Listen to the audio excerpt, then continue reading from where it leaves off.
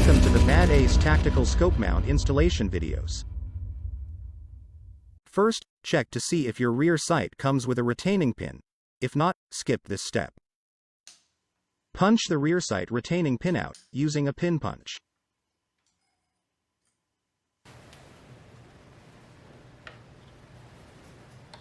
Press down the head of the rear sight leaf and pull it out. Unscrew the rear sight ramp retaining screw.